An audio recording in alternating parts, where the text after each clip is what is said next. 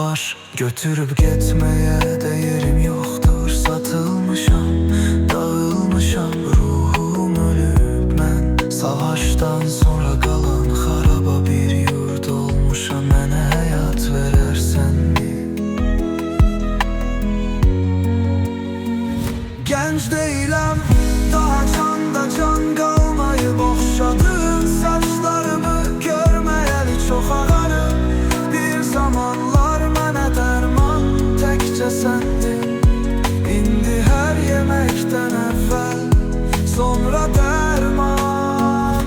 Eşitsən ki bir xəstən var, gəlib ona dəyərsənmi? Hər gün qonaqsan yuxuma, ruhum gecə olan kimi sənə gəlir.